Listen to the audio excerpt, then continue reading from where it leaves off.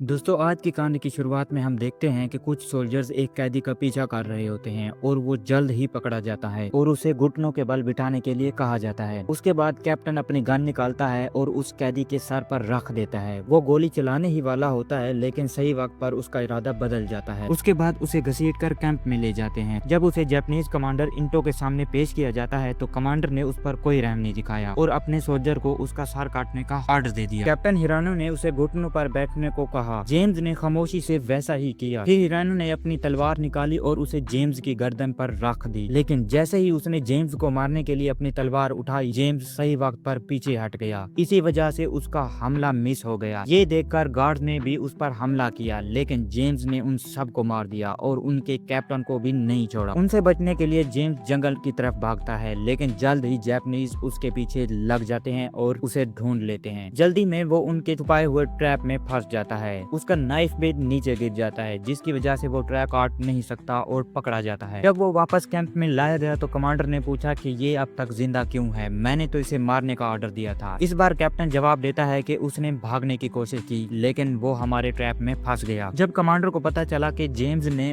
उसके सोल्जर्स और कैप्टन हिरानो को मार दिया है तो उसका खून खोल उठा। वो जेम्स के पास आया और उसके आर्मी बैज छीनते हुए कहा कि हिरानो मेरे भाई जैसा था, तुमने उसे मारकर अपनी जिंदगी की सबसे बड़ी गलती की है। आज अपनी जीत का जश्न मना लो, क्योंकि कल हम तुम्हें कुत्ते की मौत मारेंगे। जैसे ही जेम्स वहां से गया तो कैप्टन ने कहा अगर आप चाहें तो मैं उसे अभी मार दूं, लेकिन कमांडर समझ गया था कि ये कैदी मौत से नहीं डरता, इसीलिए उसके साथ ऐसा कुछ करना था जो आज से पहले किसी के साथ नहीं हुआ था। सुबह एक लड़ाई होने वाली थी जिसमें वो जेम्स को तरबा तरपा कर मारने वाला था, ताकि उसकी मौत बाकी कैदियों के लिए सबक बन जाए। इसके बाद जेम्स को उसके सेल में डाल दिया गया, जहां गार्ड 24 घंटे पहरा देते थे। इन जापानीज ने अपने कैंप में उसके जैसे और भी बहुत से लोगों को कैद कर रखा था। रात को सभी कैदी आपस में बात करते हैं। एक आदमी जेम्स को बताता है कि हम बेशक यहाँ कैदी हैं, लेकिन फिर भी हम इस कैंप में अपने मिलिट्री रूल्स फॉलो करते हैं। हमारा कमांडर भी यहाँ है, लेकिन उसे दूसरे सेल में रखा गया है। हम तुमसे कल मिलेंगे। लेकिन जेम्स ने कहा मुझे नहीं पता कि मैं कल जिंदा रहूंगा या नहीं। इन जापानीज ने मुझे कल मारने की धमकी दी है। जब सबको पता चला कि जेम्स ने कैप्टन समेत 3 लोगों को मारा है तो सब उसके लिए दुआ करने लगते हैं। जेम्स आज रात यहाँ से भागने के बारे में सोचता है, लेकिन एक कैदी ने उसे बताया कि यहाँ से भागना कोई बड़ी बात नहीं है। असल सवाल ये है कि तुम यहाँ से भाग कर जाओगे कहाँ। अगले दिन सभी कैदियों को बाहर निकाला जाता है। कमांडर इटलू के ऑर्डर पर एक सोल्जर तलवार लेकर जेम्स के पास आया और जेम्स को लगता है कि अब उसकी मौत करीब है, लेकिन उसे मारने के बजाय सोल्जर उसके हाथ खोल देते हैं। जेम्स ये देखकर हैरान था। इसके बाद 3 और कैदियों को रिंग में लाया जाता है। टीटू कहता है कि इन तीनों को अपने सेल में खाना छुपाते हुए पकड़ा गया है, कोई और ऐसा ना करे, इसीलिए आज इन्हें सबक सिखाना जरूरी है।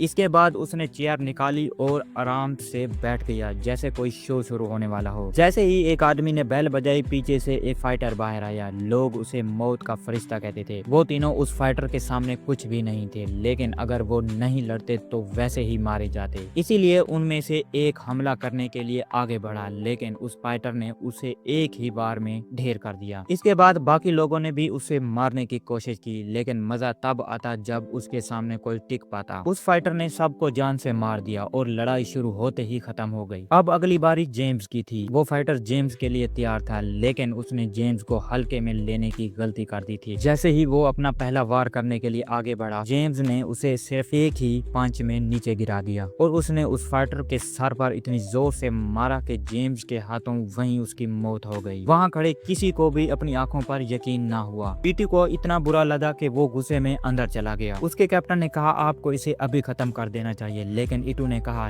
ये बाकी कैदियों जैसा नहीं है और इसे इसकी कीमत चुकानी पड़ेगी, आज या कल, लेकिन ये मरेगा जरूर। अगले दिन जेम्स की मुलाकात कॉलिन से होती है, जो उसका कैप्टन था। ब्लास्ट की वजह से कॉलिन का पैर जख्मी था, जिसकी वजह से वो अच्छी तरह चल नहीं सकता था। उसने पूछा तुमने इतनी अच्छी फाइट कहाँ से सीखी, क्योंकि मैं यहाँ महीनों से हूँ और आज तक कोई भी रिंग से जिंदा बाहर नहीं आया। जेम्स ने कहा मैंने हांगकांग, थाईलैंड और यहाँ तक के जापान में भी ट्रेनिंग ली है। कैप्टन वहाँ जल्दी से आता है और जेम्स को अपने साथ चलने को कहता है। उसे लीटू के पास ले गया, जहाँ फिर वही सवाल पूछा गया कि उसने हमारी फाइट कहाँ से सीखी, लेकिन जेम्स उसके सवालों का सीधा जवाब नहीं देता। वो लीटू के पास रखा अपना बैंडेज देखता है और वापस मांगता है, लेकिन लीटू बैंडेज वापस नहीं करता और बदतमीजी की सजा के तौर पर उसके चेहरे चेहरे पर कट लगा देता है। उसने जेम्स को फिर से वार्न किया और कहा कि बस एक रात सुकून कर लो, कल तुम पक्का मरोगे। अगले दिन जेम्स फिर से लड़ाई के लिए तैयार होता है। जैसे ही वो बाहर आता है सब उसका नाम चिल्लाने लगते हैं, लेकिन वहाँ फाइटर्स की एक लाइन लगी थी जो जेम्स को मारने वाली थी और जेम्स को उन सब को एक साथ मारना था। बेल बजते ही लड़ाई शुरू होती है और सब एक साथ जेम्स पर टूट पड़ते हैं, लेकिन जेम्स ने एक एक करके सबको मारा। जेम्स ने उनको इतना मारा कि कुछ रिंग छोड़कर भागने लगे, लेकिन जेम्स उन्हें पकड़ पकड़ कर मारने लगा। फाइट के आखिर में जेम्स ने एक का गला दबाया और उसकी सांस रोक दी। इसके बाद जेम्स ने खुद उसकी जान बचा ली। कमांडर को फिर से मुंह की खानी पड़ी। जिस तरह जेम्स कैदियों की हिम्मत बढ़ा रहा था वो उनके कैंप के लिए बिल्कुल ठीक नहीं था। कोलिन ने उससे पूछा कि तुमने उसे क्यों नहीं मारा। इस पर जेम्स ने जवाब दिया कि वो सिर्फ अपने कमांडर के ऑर्डर्स फॉलो कर रहा था, हमारी तरह वो भी मरना नहीं चाहता था। इसी बीच हम देखते हैं कि इटू उन सोल्जर्स को मार देता है जो लड़ाई में हार जाते हैं। इससे पता चलता है कि उसके दिल में अपने लोगों के लिए भी कोई इंसानियत नहीं। गैब्रियल ने कहा कि एक हफ्ते बाद ये हमें दूसरे कैंप ले जाएंगे, शायद वहाँ जगह इस जहन्नुम से बेहतर हो, लेकिन कोलिन जापानीज को अच्छे से जानता था। रास्ते में कैदियों को मारा जा रहा था, खासकर उन कैदियों को जो चल नहीं सकते थे। जेम्स ने कहा कि उसे एक रेडियो चाहिए। अगर हमारी मिलिट्री अभी भी कोस्ट पर है तो काफी चांस है कि हम उस रेडियो के जरिए उनसे कांटेक्ट कर सकें। एक रेडियो वॉच टावर के पास और बाकी गार्ड्स के पास थे। अगले दिन कुछ कैदी मिलते हैं और कैंप में लड़ना शुरू कर देते हैं। गार्ड ये सब देखते ही उन सब को रोकने के लिए नीचे आ जाते हैं। इसी बीच एक नर्स जेम्स को देख लेती है। जेम्स उसे शांत रहने के लिए कहता है, लेकिन तभी एक गार्ड वहाँ आ गया और नर्स के साथ बदतमीजी करने लगा। मना करने के बाद उसने नर्स को जोर से थप्पड़ मारा। खुशकिस्मती से उसने जेम्स को नहीं देखा और वहाँ से चला गया। इसके बाद वो जल्दी से रेडियो छुपा देता है और सब उसे बहुत चालाकी से अपने सेल में ले आते हैं। इसी दौरान एक कैदी ने कहा, अगर हमने मदद के लिए सिग्नल भेजा तो हम पकड़े जाएंगे। उसने ये भी कहा कि अगर उन्हें पता चला कि उनका रेडियो गायब है तो वो हमें तब तक टॉर्चर करेंगे जब तक उनको रेडियो नहीं मिल जाता। लेकिन जेम्स ने कहा, डरो मत। अगले दिन इटू सभी कैदियों को बाहर खड़ा करता है और कहता है कि तुम में से कुछ कैदियों को उन हिस्सों की तरफ जाते हुए देखा गया है जहां तुम्हें जाने की इजाजत नहीं है। वो कोलिन की तरफ उंगली उठाता है, लेकिन कोलिन ने उसे कहा कि आप गलत इंसान पर इशारा कर रहे हैं। इसके बाद उनमें से एक पकड़ा गया, उसे घसीटकर रिंग में लाया गया और उसे उसके साथियों के नाम पूछे गए। इटू उसे वादा करता है कि जानकारी के बदले वो उसकी जान बख्श देगा। इसके बाद उसने नाम बता दिया, लेकिन इटू अपना वादा पूरा नहीं करता और उन दोनों को मार देता है। रात में जेम्स उस कैदी के पास आया और पूछा कि क्या वाकई उसे बाहर जाने का रास्ता मालूम है। वो कैदी डरा हुआ था कि कहीं उसे मार ना दिया जाए, लेकिन सबकी रिक्वेस्ट पर वो उसे एक ब्लाइंड स्पॉट के बारे में बताता है जहाँ से वो गार्ड की नजरों में आए बगैर बाहर जा सकता है। उसी रात जेम्स रेडियो लेकर बाहर निकलता है। वो घने जंगल से काफी दूर आ जाता है। जब उसने रेडियो चालू किया तो उसने कुछ लोगों को आपस में बात करने की आवाज सुनी। इसी बीच एक सोल्जर उनके सेल में छानबीन करने आया। उसने देखा कि सभी कैदी अपनी जगह पर थे, लेकिन जब उसने जेम्स के बिस्तर से ब्लैंकेट उठाया तो उसने देखा कि वहाँ सिर्फ खाली बैग्स मिले हैं। जेम्स वहाँ नहीं था, लेकिन पता नहीं क्यों वो सोल्जर शोर नहीं मचाता और चुपचाप वापस चला जाता है। जेम्स ने कुछ देर उनकी बातें सुनी और फिर वापस लौट आया। अगले दिन वो तीनों फिर से मिलते हैं। जेम्स कहता है कि अमेरिकन पास ही हैं। उसे नहीं पता था कि वो क्या कह रहे हैं, लेकिन उसके पास बाहर निकलने का एक प्लान था। उसने कहा कि वहाँ उसने एक ग्लाइडर देखा है। कोलन ने कहा कि हाँ वहाँ एक ग्लाइडर है, लेकिन उसमें मोटर नहीं है। जेम्स ने कहा कि ये मामूली ग्लाइडर नहीं है, इसमें एक हुक है ताकि दूसरा प्लेन इसे हमारे साथ ऊपर खींच सके। उसका प्लान था कि अगर कोई पायलट अपना प्लेन इतना नीचे ले सके कि हम उसमें हुक फंसा दें तो वो हमें ग्लाइडर के साथ ऊपर खींच सकता है। वो बात कर ही रहे थे कि एक गार्ड आया और जेम्स को साथ चलने को कहा। उसे फिर से इटू के सामने पेश किया गया, लेकिन इस बार उसे बहुत सामान दिया गया और बिठाने के लिए चेयर भी दी गई। इटू पूछता है कि तुम नवागोस के बारे में क्या जानते हो। जेम्स ने कहा कि वो इसके बारे में कुछ नहीं जानता। इटू कहता है कि ये एक इंडियन लैंग्वेज है, मैं चाहता हूँ कि तुम पता लगाओ कि इसे डिकोड करने में मेरी कौन मदद कर सकता है। जेम्स ने कहा कि अगर कोई जानता भी है तो वो जापानीज को क्यों बताएगा, लेकिन इटू का मानना था कि इंसान अपनी जान बचाने के लिए कुछ भी कर सकता है और अगर कोई अपना मुंह नहीं खोलता तो तुम में से कोई भी अपने घर वापस नहीं जा पाएगा। हालांकि जेम्स उसकी धमकियों से नहीं डरा। इसके बाद गार्ड उसे वहाँ से ले जाते हैं। इटू ने कहा कि अगर मैं चाहूँ तो इसे अभी मार सकता हूँ, लेकिन अभी ये मेरी सबसे बड़ी प्रॉब्लम नहीं है। कैप्टन ने कहा कि हमारे लिए इस आदमी से बड़ी प्रॉब्लम और क्या हो सकती है, हमें इसे अभी मार देना चाहिए। लेकिन तभी इटू ने कहा कि हम पर हमला होने वाला है, ब्रिटिश हमारे आसपास ही हैं और कभी भी हमला कर सकते हैं। अगले दिन वो जेम्स को बहुत टॉर्चर कर देते हैं। उसे डंडों से इतना मारते हैं कि उसका जिस्म कमजोर हो जाता है, लेकिन जैसे ही उसके हाथ खोले जाते हैं वो सब पर टूट पड़ता है। इस बात पर कैप्टन ने अपने सोल्जर को डांटा और उन्हें कहा कि तुम सब बुज़दिल हो, तुम एक मामूली कैदी से हार गए।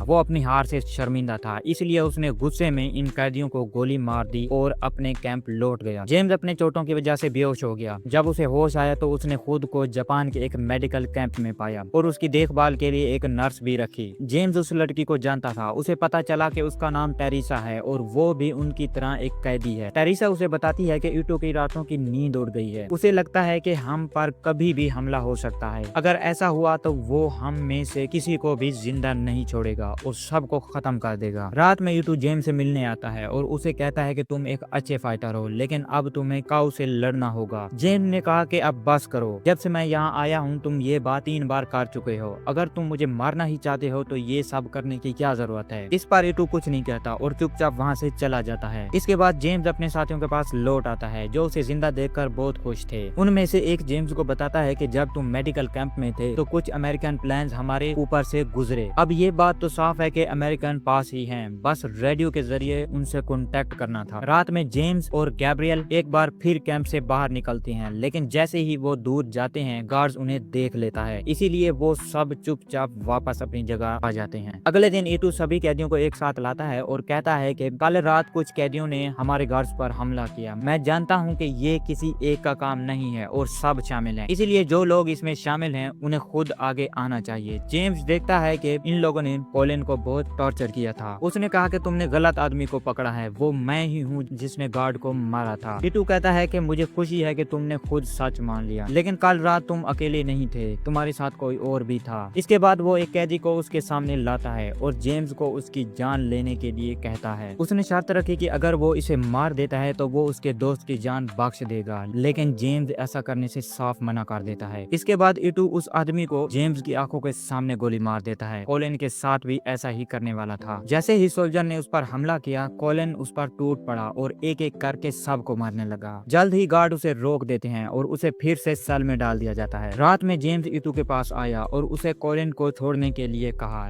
लेकिन ईटू कहता है कि इसने रूल्स तोड़े हैं जिसकी सजा सिर्फ मौत है। फिर जेम्स उसके ऊपर थूकता है और उसे बुज़दिल कहता है, जिसके बाद गार्ड उसे घसीट कर कैंप से बाहर ले जाते हैं। जेम्स ने सोच लिया था कि उसे जो भी करना है वो उसे आज रात ही करना होगा। उन्होंने जल्दी से रेडियो निकाला और सिग्नल भेजना शुरू कर दिया। खुशकिस्मती से उनके सिग्नल की फ्रीक्वेंसी अमेरिकन रेडियो से मैच हो गई। गैब्रियल उनसे कुछ लफ्ज कहने लगा जैसे ग्लैडियर, नो मोटियर, 27 डिग्री, और सामने से फौरन जवाब आया कि हमें आपका मैसेज मिल गया है। इसके बाद वो दोनों कैंप में वापस आ जाती हैं, लेकिन जब वो वहाँ पहुंचे तो उन्हें सेल में कोई दिखाई नहीं देता। तभी अचानक गार्ड्स वहाँ आ जाते हैं और उन्हें मार कर बेहोश कर देते हैं। जब जेम्स को होश आया तो उसने देखा कि लड़ाई शुरू हो चुकी थी। अमेरिकन जापानीज कैंप पर बॉम्ब गिरा रहे थे। इसी वजह से जापानीज भी कैदियों को मार कर कैंप छोड़ने की जल्दी में थे। टेरिसा जेम्स के हाथ खोलती है और उसे बताती है हमला हुआ और ईटू पागल हो गया है और सबको मार रहा है। जब ये बाहर आए तो इन्होंने देखा कि उसका पूरा कैंप तबाह हो चुका है। कैदियों ने मौके का फायदा उठाकर भागने की कोशिश की तो उन्हें गोली मार दी गई। तभी ऊपर से एक बॉम्ब गिरा और धमाके के साथ गार्ड हवा में उड़ गए, लेकिन फौरन ही और गार्ड्स आ जाते हैं। टेरिसा कहती है कि तुम जाओ और अपना काम करो, हम इन्हें संभाल लेंगे। वो और उसका दोस्त पैट दर्द का नाटक करते हैं और एक गार्ड उसकी तरफ आता है। जैसे ही वो उसके पास आया उन्होंने उसे चाकू से घूटकर मार दिया। दूसरी तरफ से जेम्स रेडियो लेने टावर पर जाता है। उसने देखा कि गार्ड्स सबको गोली मार रहे थे। अगला नंबर उसके दोस्तों का था। जैसे ही ये गोली चलाने वाले थे जेम्स ने उन पर फायरिंग शुरू कर दी। इसके बाद बाकी कैदियों ने भी ऊपर हमला कर दिया। दूसरी तरफ कोलिन जापानीज कैप्टन से लड़ता रहा। कोलिन उसे मारने ही वाला था, लेकिन किसी ने पीछे से उसे गोली मार दी। नतीजे में उस बेचारे की मौके पर ही मौत हो गई। इसी बीच जेम्स ईटू के कैंप जाता है और उसे बहुत मारता है। जेम्स उसे मारने ही वाला होता है, तभी गैब्रियल ने उसे रोका